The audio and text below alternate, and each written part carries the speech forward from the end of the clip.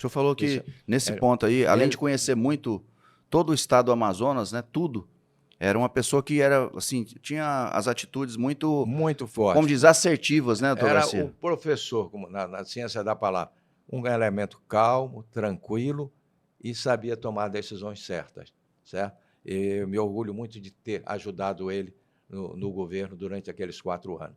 Fui guindado por ele, não disputava nada, ele foi me buscar em casa, foram 3 pessoas que foram ele, o Klinger e o Gregório Dias, e me insistiram para mim ser o vice-governador dele. Já tinham insistido em 82. Eu não aceitei porque eu estava na montagem da Chevrolet. Aí, quando ele voltou em 90, eu já estava mais equilibrado. E resolvi participar com ele e aprender com ele. Olha só. Certo? E acabou viciando um pouco a gente, mas depois aí nos afastamos. Eu era presidente da Federação das Indústrias nessa época. Quando Isso. ele buscou, não, agora tu vai me ajudar. E vi e aprendi muito com ele. Muito inteligente, um elemento que deixa saudade a todos nós pelo seu comportamento com o povo da nossa terra. Muito conhecido, um conhecimento dele fantástico sobre a nossa cidade e sobre o nosso estado. O senhor que teve a oportunidade de ter participado, né, do governo do governador Gilberto Mestrinho, entendeu? E depois você falou que isso aí se tornou uma paixão, né? A parte política, né? Porque como eu era líder estudantil naquela época, tinha disputado eleições, fui presidente do Grêmio Estudantil João Leda, no Dom Bosco, apanhei muito em casa por causa dos padres que me deixavam de cachê, a mamãe largava a surra, vai para estudar, vai. Mas isso faz parte do negócio. Então, e a política sempre eu gostei. Isso. E às vezes a gente reclama, Cristiano, a gente que é amazonense, que nasce aqui, de que o amazonense não está ocupando o espaço que merece. A culpa é nossa mesmo, é verdade, é nossa. E a política vem por aí. Então, nós temos que, cada vez mais, valorizar a nossa terra, Isso. valorizar a nossa gente, estudar o nosso passado, para que a gente não receba muitas críticas. Mas o senhor que já assim, teve a oportunidade, o senhor teve uma carreira muito importante, né, política. Porque assim, eu falo que existe a figura do político e existe a figura do político que tem muita habilidade em gestão. E o senhor é essa pessoa, né? Como é que foi a visão do senhor, estando no cenário político, mas também como um gestor, quer dizer, uma pessoa da parte privada? Como é que foi isso aí? Não, ali é o seguinte, eu sempre tenho dito, eu tenho tido sorte, não sou um expert dentro do negócio. E eu vou atrás daquilo que eu vejo de que o mercado está necessitando. Você não pode. E a gente vai devagar. E a sorte também nos ajuda. Lógico. Você vê o próprio mercado financeiro. Hoje você vê a roda, quem está nas bolsas, você vê um dia está de um jeito, outro dia está do outro, vai para cá, vai para lá. Então, tudo na vida tem que ter alguém que nos dê sorte. Então, você precisa acreditar em Deus, você precisa saber de que a certeza daquilo que você está fazendo é bom. Você tem que saber perder também e não reclamar. Não reclamar, passa para frente. Passa para frente. A perda é necessária. É uma questão de um jogo. Um dia ganha, outro dia perde. Isso. Ninguém ganha a vida toda. Isso foi nos dando a habilidade na diversificação. Começamos a diversificar. Isso. Você vê, o nascimento meu e do meu irmão, você somar hoje o número de emprego que as empresas todas já, isso é fruto do nosso pai. Olha só. Que nos orientou, que nos obrigava, não. São os valores, né, doutor Garcia? Pedia para que a gente fosse, porque abria padaria 4 horas da manhã, como nós fazíamos. E às 6h30, 7 horas ele mandava, vai tomar banho e vai para a aula. Era legal. Isso não é ruim, não. À tarde era o seguinte, a gente gostava de um futebolzinho. Quem acordou de madrugada tinha a tarde liberada. O outro ficava tomando com ele. Ele não, ele era de manhã, de tarde e de noite. O velho era 24 horas. Olha só. Para nós, quem trabalhou na madrugada, à tarde podia jogar bola. Olha que só. existia ali atrás da padaria, hoje ali a Manaus Moderna e tudo, ali tinha um campo de futebol. Olha só. Era recompensa. Quando secava, nós íamos limpar o campo para poder jogar bola ali. Olha e aí podia jogar bola à tarde e tomar banho. Tu não conheces, mas tu deve ver em fotos. Cidade flutuante. Fotos já deve ter visto aí. Já. Estava quase no meio do Rio Negro. A força do Coronel Teixeira foi que acabou. É esses que estão agora querendo fazer no Tarumã, né? Isso. Aquilo foi 1000 vezes maior. O comércio, na década de 50, na cidade flutuante, era maior do que o comércio da Barão de São Domingos. Olha só. Então, os grandes atacadistas, o que eles queriam ir? Para lá, próximo da cidade flutuante. Porque os barcos, como a mercadoria vinha do interior, havia aquilo que chamava de gambira. Sabe o que é a gambira? Sei, lógico, a troca. É a troca. É a troca. É a troca. É um escambo. Exatamente. A gambira era feita ali dentro. O cara trazia o produto do interior e queria levar para trazer. Então, fazia a troca. O cara trazia couros e peles, e às vezes castanha, e às vezes também trazia alguns maiores juta e tal, e aquilo ali, e queria levar o produto para lá. Isso. Então fazia a gambira. A gambira fomentava muitos flutuantes, se desenvolviam com muita facilidade, que era melhor para os barcos. Agora, interessante é como que as coisas são dinâmicas, né, Dr. Garcia? Em relação a essa evolução, né, do comércio aqui no estado do Amazonas. A mudança, né, também da tradição. Né? Você, na década de 40 e 50, porque também a borracha ela deu uma queda muito grande. Né? E depois, com o Acordo de Washington, Segunda Guerra, voltou. Isso. Com a Malásia começou a coisar, então nós demos um suspiro. Uma respirada. Antigamente nós tínhamos aqui um Banco da Borracha. Aqui existia o Banco da Borracha. O que era o Banco da Borracha? Que hoje é o BASA, era o Banco de Crédito da Amazônia. Então, o Banco da Borracha era o banco que dava um financiamento para o camarada levar. Então, os grandes regatões, pensando que já tinha muito dinheiro, eles chegavam, pegavam, digamos, hoje 10 milhões de reais, para trazer a borracha, entregava a borracha para o banco vendia a borracha e dava novo financiamento. Quando acabou o negócio, é aí que acabou os regatões. Entendi. Eles chegavam, entregavam, olha, não tem mais financiamento. E eles começaram a se ver no sufoco, porque ele trabalhava com o dinheiro dos outros. Isso. Eles não souberam se autocapitalizar. Então, o que ele pegava, tirava novo financiamento, comprava a mercadoria e ia buscar borracha lá no interior. E quebrou muito regatão forte na década de 60 e 70. Na década de 70, principalmente, foi quando o fechamento do Banco da Borracha. Isso faz parte da nossa história. Mas, Dr. Garcia, o senhor falou uma coisa que eu acho que quem é empreendedor, quem quer realmente prosperar, quem quer construir, aquela política de captar e gastar sem ter reserva, isso aí não leva ninguém a lugar nenhum, né? Como é que é a experiência do senhor em relação a isso aí? Eu sempre tenho dito para os meus filhos, o problema, primeiro, não compre aquilo que você não pode pagar. Se você puder juntar, junte e depois compre. Isso. Não faça financiamento. O juro lhe corrói, o juro lhe leva à falência, porque o juro não é bom. Nenhum juro, por menor que seja, ele não lhe ajuda em nada. Isso. Então, é importante você ter sempre aquilo que você vai querer fazer, já reserva dentro de você. E os investimentos têm que ser planejados. Você não pode querer investir num negócio dependendo do dinheiro dos outros. De repente, o cara te sufoca, não te dá mais, tu vai perder tudo que tu tinha. Isso. Porque tu não pode pagar. Então, é interessante sempre você ter a consciência de que você só vai fazer aquilo que você pode. E para poder, você tem que ter. Exato. Não, mas eu vou ganhar. Não existe isso, eu vou ganhar. Existe eu ganhei. A palavra do empresário que eu vou ganhar é uma palavra muito fraca para o ramo do negócio. Ele tem que dizer, eu ganhei, agora eu invisto. Investir com grandes financiamentos vai lhe levar um dia, se você não tiver o seu retorno, porque muitas vezes tem investimentos que não dão certo. Exato. Você vai ver... Muda o panorama, como a gente vê no Brasil ainda, né? Então, são sequências aí. Você, não, mas eu perdi, era meu. Eu ganhei e perdi. Agora, você perder aquilo que você não tem, como é que você vai pagar? Com o seu patrimônio. O seu patrimônio acaba. E outra coisa, né? Quando o senhor tem uma reserva que lhe dá segurança, né? Muitas vezes o senhor pode até usar um pouquinho, né? Tendo a garantia que o senhor tem a retaguarda, né? Retaguarda. É interessante porque quer dizer, graças a Deus, sempre trabalhei muita cirurgia, muito atendimento, mas aí eu fui progressivamente vendo que só fazendo isso eu não ia prosperar. Quer dizer, eu ia ter uma condição boa, mas eu não ia muito longe. Moral da história, eu ia estar sempre limitado num teto, né? Pronto, quando eu comecei a me dedicar mais nessa parte de gestão, liderança, construção de equipe, o senhor que vai lá no consultório, o senhor vê isso aí, a gente tenta fazer uma coisa bem diferenciada.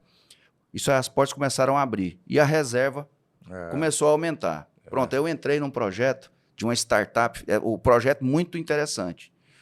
Eu entrei como colaborador médico, mas tinha da dependência, né, de desenvolvedores do projeto. Pronto, traçava a meta, etc, etc, etc. Aportei um valor até bem significativo lá. Isso aí abriu muitas portas. Então, isso aí fez um network nível Brasil para mim. E aí você conhece várias pessoas de outros segmentos, né, que também estão investindo nessa parte de tecnologia. Depois eu queria até que o senhor comentasse a respeito do senhor. Mas moral da história, não deu certo. Foi uma coisa que tinha tudo para ir, mas não deu.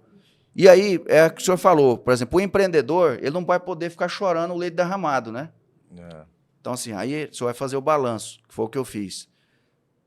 De tanto que eu investi, o que, que eu ganhei? Por exemplo, ganhei o network, ganhei experiência, entendeu? Do que eu não vou fazer de novo, entendeu? Então, muitas vezes também a gente aprende com o fracasso, né, doutor Garcia? Eu é um cara que eu procurava muitos negócios. Um dia tinha na minha mão um projeto de construção de casas populares. E aqui estava não lembro o nome do presidente do Banco do Bradesco e tal, tive a oportunidade, não sei o que, Amadeu, e tive a oportunidade de conversar com ele. E disse, olha, pô, o Bradesco era o grande financiador da obra, né? Olhava assim para ele e disse, olha, Chiquinho, que ele me chama, Chiquinho, eu acho isso aqui, eu acho que é um bom negócio, mas eu também tenho alguma coisa a te dizer.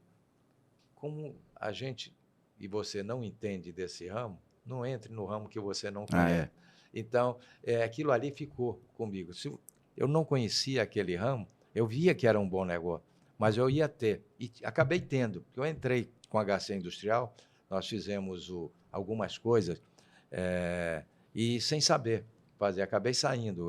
Você passar naquele viaduto que os caras fizeram ali na saída da Refigênio Salles com a Recife ali, Isso. Aquelas peças foram feitas todas na HC Industrial. Nós fazíamos muitas disso daí. Mas tivemos muito roubo de cimento, ferro e tal. Quer dizer, um ramo que a gente não conhecia e não sabia como é que controlava. Como controlar. E acabei desfazendo tudo. Certo? Cheguei a alugar para o J. Nasser, lá, a fábrica e tal, mas acabei saindo do ramo. Aí eu lembrei, não entre no ramo que tu não conhece direito, que você não sabe desenvolver.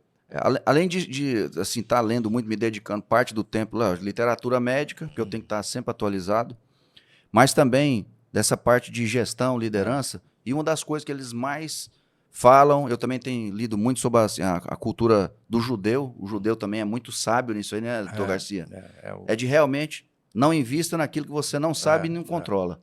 Né? É outra coisa, você vê quando o árabe e o judeu, quando ele chega numa cidade, ele vai vender, digamos, vou vender arroz, feijão. De onde é que tem os maiores? Ele vai lá, faz um estudo. E fica do lado dos caras. Então, ele já vai que lá o cliente já vai procurar ali. Então, começa a ser feito desse jeito. Foi o caso da Zona Franca. De onde é que tem incentivo bom? Isso. É em Manaus. Aí vem então, todo mundo para cá. Vamos para lá. Então, a mesma coisa. Então, é o negócio que atrai. Isso. E o que atrai, justamente, são os incentivos. Agora, uma coisa que me chamou muita atenção, por exemplo, o senhor saiu do segmento de alimentação, aí depois automotivo, e aí depois o senhor está francamente inserido na tecnologia, tanto é que hoje o senhor destacou que a GBR é a principal empresa, né? É aquele maior faturamento. Isso. E como é que foi essa entrada do senhor, essa oportunidade? Foi um compadre meu, estava com um avanço dentro disso. Eu fui mais pelo valor do investimento logo no início. Certo. Olhei e tal, vi que compensava, por mais que não desse certo, estava comprando um imóvel barato. Certo. Digamos assim. E íamos nos instalar na Rua IP. E começamos a montar. Nisso, com uns 20 dias, 30 dias, chega dois senhores que trabalhavam na Mondane, dizendo, olha, nós temos essa área da Mondane para vender. Eu perguntei, quanto é que vocês estão pedindo na área? Eles me disseram, eu estou pedindo 9 milhões. Tem alguns débitos que nós temos, e o dono mora na Suíça e nos deu como indenização para a gente. Nós devemos ainda na Justiça do Trabalho 500 e poucos mil reais e devemos de impostos federais 2 milhões e tal. uns 2 milhões mais ou menos. E o resto tem que ser feito proporcional, 40% para mim, 30% para um e 30% para outro. O que sobrar, o senhor levanta o que está devendo. Aí eu fiz a seguinte, disse, olha, eu não tenho condição, mas se os senhores quiserem 5 milhões... Está feito o negócio. Está feito. Rapaz, nunca vi um senhor tão sério em negócios como ele. Ele pensou e disse, olha, é o seguinte, nós temos essa proposta para uma empresa que trabalha para a Honda. Nós demos o prazo para eles até o dia 30 desse mês. Se no dia 30 eles não fizerem... Está feito o negócio. Não, nós podemos lhe procurar no dia que estava feito. No dia 1º eles podem. Eu esqueci o negócio. Continuamos lá com a obra na IP. A IP é uma fábrica que nós temos que é alugada, agora está alugada para a Philco. Certo. A Philco está lá. E ele começou a pensar e tal. Quando foi no dia 1º, eles aparecem lá. Assim, calma, vamos fazer o negócio. Então, está fechado. Aí, quanto é que é? Sobrava para eles, dos 5 milhões, 2 milhões e 170.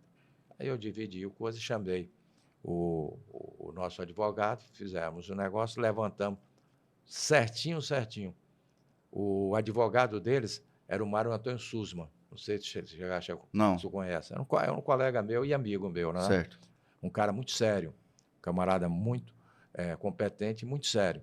E ele era o advogado do outro grupo, do que estava nos vendendo. Eu disse, olha, o nosso advogado que nos assessora aí, e que conhece toda a nossa história, que trabalha conosco há mais de 20 anos. Eu disse, tá bom. Eu procurei o Mário e pedi que ele me acompanhasse, quanto ele cobraria para me acompanhar. Ele me deu o valor dele e eu o contratei. Eu disse, eu vou fazer logo como é um camarada honesto. Isso. E eu vou fazer com quem eu conheço. Isso aí que já conhece a coisa. Fez, eu mostrei para ele, ele levantou, até o centavo batia. Olha só. E fechamos o negócio. Com 5 dias depois, olha só o que é. Eu estava me preparando para pagar os impostos federais. Sai um refis. O governo federal sai com refis. O negócio que eles deviam de 2 milhões e pouco, tu vai cair para trás. Passou para 670 mil. Nossa. Aí entra a sorte, né, doutor Garcia? Por isso que eu disse para ti, tudo tem que ter sorte. Então, com refis, por quê? Porque era débito muito antigo. Então, ele tirou o juro e a correção paga o principal. E que nós legal, pagamos, quer dizer, ganhamos quase 1 bilhão só de redução de impostos federais. E na Justiça do Trabalho também chamamos todos os que tinham lá e disse, olha, nós queremos pagar agora. Isso. Vocês retiram a coisa, não dá para pagar o que vocês querem. Ganhamos mais uns 200 mil reais de desconto ali. Olha só. E começou a baixar. E ficamos onde estamos agora. Era a Mondene, que era uma fábrica de relógio.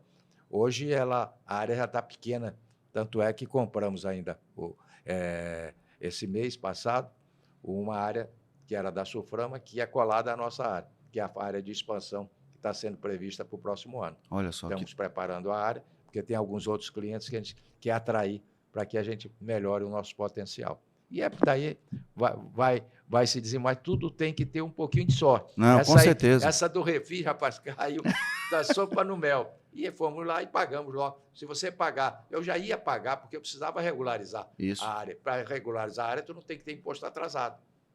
Tanto faria ser 100 mil como 2 milhões. Eu tinha que pagar para ficar proprietário da área e fazer a fábrica ali. Fizemos a fábrica lá e alugamos a outra fábrica, que estava alugada para a IMAC, hoje está com a Philco, alugada, que era a IMAC. Era onde nós íamos começar, uma fábrica menor, e graças a Deus pegamos essa área maior. Era uma área de 14 mil metros, agora nós estamos numa área de 40 mil metros. Quer dizer, ficou melhor para a gente crescer, senão não teríamos crescido. Olha só. Se a gente fica lá. Doutor Garcia, uma coisa que o senhor falou, e eu também, eu falo o seguinte, é um pouco de sorte, mas existe também a questão do merecimento, né?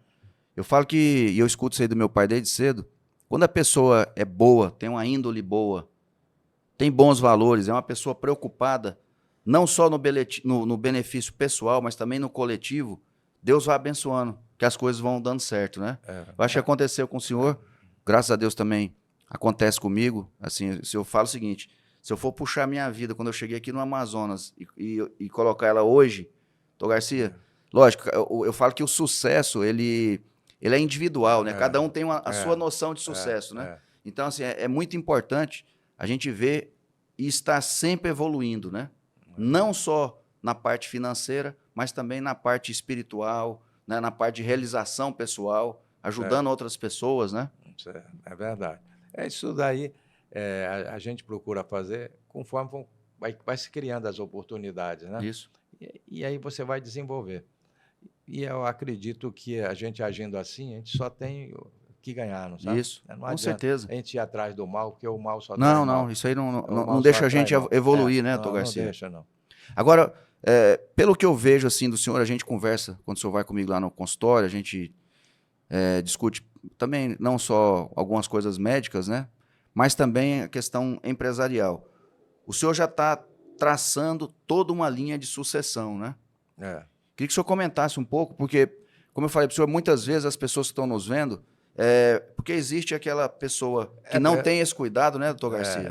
Ele tem que. Eu já passei quase tudo, certo? Hoje o Kiko, que é o meu filho mais velho, ele decide tudo com a Rebeca, lá dentro do negócio. Então, isso daí faz com que me dê tranquilidade. E eu passo a ser vagabundo.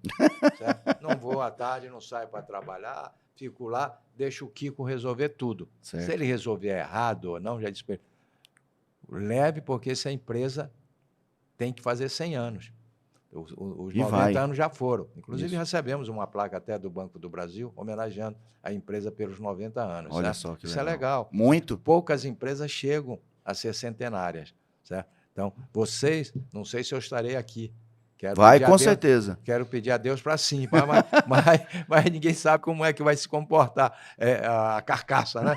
Aqui. Mas é importante que vocês pensem sempre nos nossos negócios. Ganhar dinheiro é bom. Lógico. Mas é muito melhor você mostrar que a empresa que foi criada em 1932, quando chegar em 2032, seja uma empresa sadia e vocês com tranquilidade, para homenagear sempre o avô de vocês, que foi quem começou. Eu só sou o elemento, estou dando continuidade. Mas quem começou tudo isso se chama José Garcia Rodrigues, um espanhol que veio em 1920, mais ou menos, para o Brasil e construiu sua família aqui. Então, nós somos amazonenses, somos descendentes e sempre nos orgulhamos pelo pai que nós tivemos, com certeza, de fazer com que a gente continue sendo uma empresa familiar. Hoje em dia, assim, nessa questão da sucessão, o senhor fez isso aí já baseado na experiência que o senhor teve com o pai do senhor, ou o senhor teve alguma assistência profissional, técnica? Nenhuma assistência profissional. Não, a assistência é a vida. Com certeza. A gente está empurrando de acordo com o que a gente entende. Construímos aquilo, como dizer, na marra. Eu não tive uma assessoria altamente qualificada, nunca. Eu fui atrás de negócio, quando eu entrei no ramo do frigorífico, na torrefação de café, porque eu ia atrás de negócio. Eu passei, às vezes, até como médico, a ter clientes na periferia.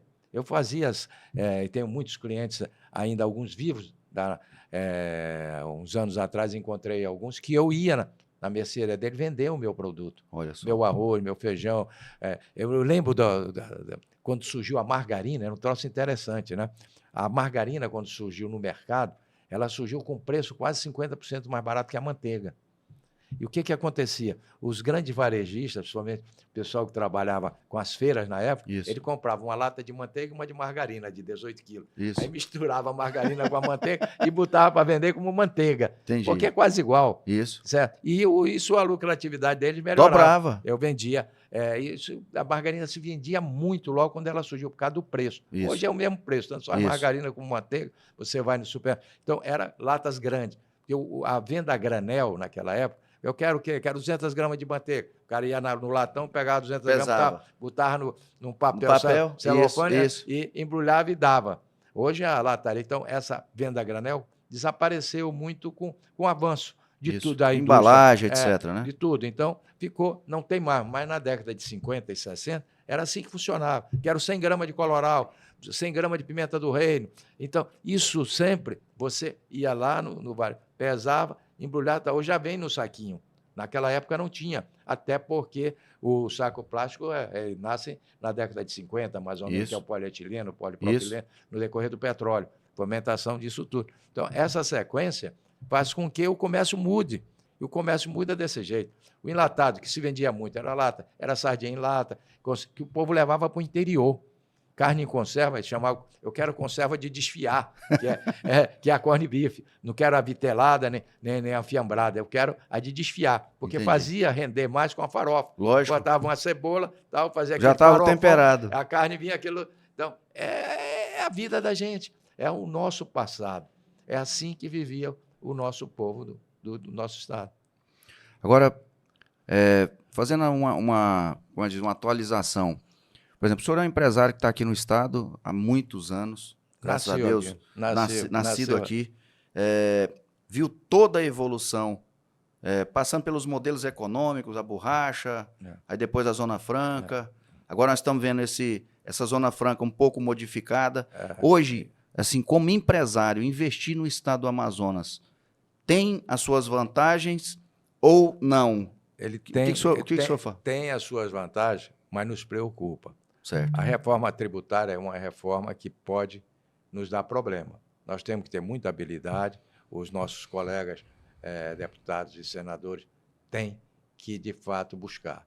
A gente fica um pouco mais tranquilo, porque na relatoria está o senador Eduardo Braga, que é um companheiro que conhece tem, né, a força dentro dos outros dois senadores, somente o senador Omar, que é muito ligado ao presidente da República, para que eles não façam nada.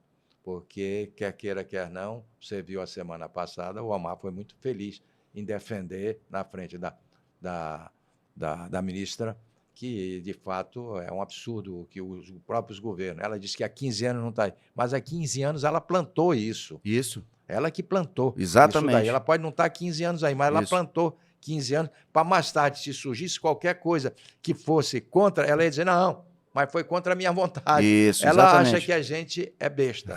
Certo? É por isso que é importante saber o histórico, né?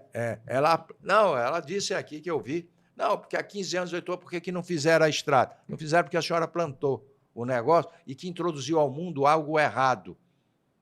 Mas eu acredito que esse tipo de atitude que foi tomado nessa reunião pelo senador, eu acho que é muito bom a gente começar a avançar. Isso. Ele vai ser criticado porque, vamos dizer que ele foi... Não é negativo, nós temos que defender, sempre tem que defender o Estado. Não, e o povo do Amazonas, o povo. né? Nós precisamos disso, gente. Agora vai ter muita vez... Ora, mas de onde é que não tem? Isso. Como é que os outros países cresceram? Pô, nós temos 3% no máximo de área devastada em todo o estado do Amazonas. E nós estamos preocupados ainda com uma estrada aberta por causa das suas vicinais. E se tiver, é para ter mesmo. Não, e outra coisa, Dr. Garcia, a pandemia e essa seca deixam claro que nós temos que ter essa via alternativa, né? É verdade. Essa alternativa, já está respaldado, né? É verdade. Isso daí não há a menor dúvida. Mas vamos ver isso daí. Exatamente. Dr. Garcia, em relação a dicas assim, de experiência de vida, hoje, se eu fosse dar 3 dicas para as pessoas que estão no mundo empresarial, entendeu? Que querem ou continuar prosperando ou iniciar uma ascensão no seu negócio, o que o senhor acha fundamental como empresário para essas pessoas se guiarem nesse sentido? Bem, eu acredito que primeiro a pessoa tem que saber como é que está o mercado para aquele produto que ela quer produzir. Segundo, até onde a sua capacidade financeira vai deixar com que você faça aquilo. Não vai entrar num negócio que você pode parar pela metade. Aí não é habilidoso. Você não pode entrar num negócio em que você não possa chegar no final. Você, não, vou entrar nesse negócio e faz o estudo de mercado. Estudo de mercado, então, aqui dá para receber. Eu vou vender o quê? Vou vender isso. Esse produto eu vendo de que jeito? Desse. Produzir, gente, é muito fácil. O difícil é comercializar. O comércio é difícil. Você conhecer, você saber quem é o comprador. Depois que você sabe, aquilo é como papagaio, que depois de pegar vento, ele vai embora. O difícil é você botar papagaio no ar. O papagaio, depois que pega... A mesma coisa é a empresa, é a indústria. A indústria, ela é boa? É. Mas se ela não tiver um comércio bom, você vai dormir em berço esplêndido e vai acabar jogando tudo fora. Isso. Você precisa saber quem são os seus compradores. Tudo isso. Então, a dica que eu deixo é não invista sem saber até onde você vai chegar.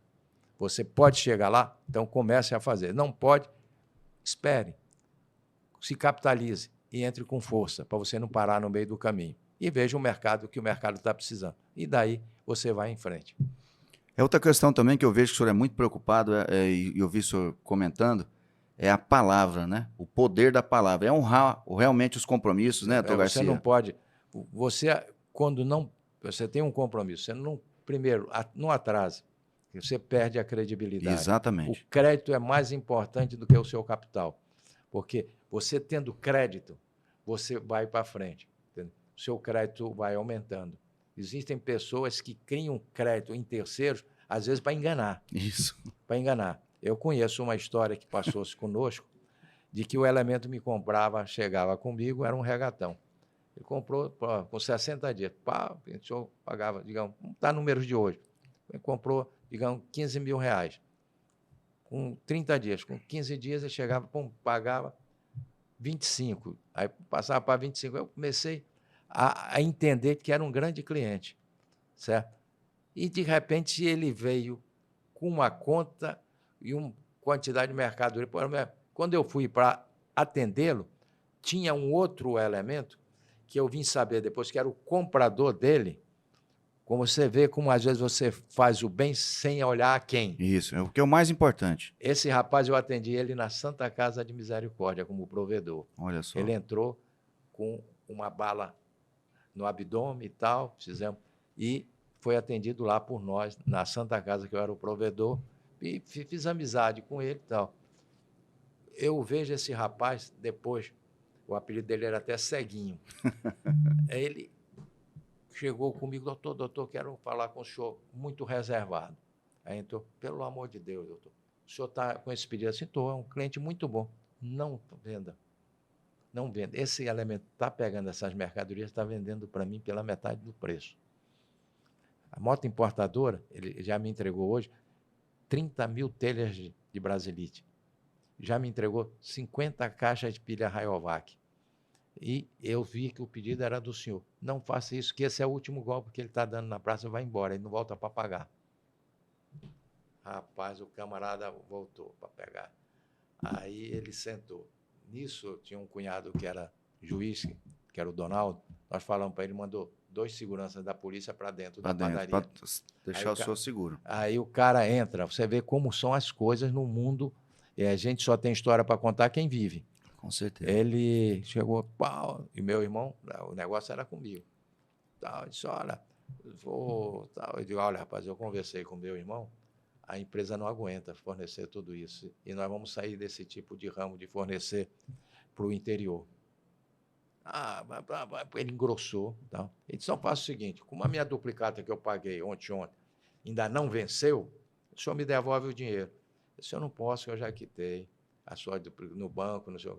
Comecei a inventar para não devolver o dinheiro. Isso. Eu vou lhe devolver, então, o juro, se o senhor estivesse aplicando, até a data do vencimento. Vou lhe devolver o dinheiro, que o senhor antecipou. Não. O cara saiu, quando o cara viu que saiu lá de trás, Dois brutamontes, 2 guarda-roupa lá para dentro do escritório. Aí ele baixou, eu não quero o juro, não quero nada. Foi embora e desapareceu. Você vê. Mal intencionado, né? Não, já estava pronto. Ele saiu comprando pouquinho, pagando adiantado. Está aí adoçando, como fez na moto importadora. Ele tem um prejuízo na moto importadora e na Mambra muito grande. A Mambra era o representante das pilhas Rayovac, certo? Aí um amigo meu, até conversando uma vez com o Clemilton, que era o dono da Mambra, ele disse, porra, Garcia, tem um pessoal dizendo que estão vendendo pilha Rayovac no Triângulo Mineiro mais barato do que lá, porque a pilha Rayovac tinha 40% de IPI. Olha e só. Aqui era isento. E o cara levava para contrabandear, e o outro comprava, mas o que comprava na ponta era o vagabundo aqui. Olha só. E saiu comprando e aumentando o seu débito na empresa. E nisso ele deu um golpe nele, e quase que eu entro. Queria nos abalar financeiramente. Olha só. Porque eu pensei que o cara é um puta comércio aqui, nada, o cara era bandido. Ele comprava, vendia com 30%, 40% de desconto, pegava o dinheiro, antecipava e tal, fazia aquilo e ficava rodando. A roda de giro, ia para lá, comprar, e deu um furo muito grande. Porque o cara mesmo me disse, o Antenor Ceguinho, que era chamado de Ceguinho, negociava com as balsas, e ele, Ceguinho, era que vendia essas pilhas lá, mas ele comprava também da moto, do Camaço, só que ele chegava, ele me comprava de 200, 300 caixas de bolacha. Aí ele tirava a bolacha e botava as coisas dentro, o problema dele, dentro da embarcação. Depois que eu vim saber. Não, e outra coisa, é importante... coisas que a vida vai te mostrando. Mas é importante a gente destacar isso aí. Primeiro é do lastro que a pessoa tem como comerciante. Isso é importante. Segundo, é realmente saber o histórico dessa pessoa, dessa empresa, dessa pessoa, né?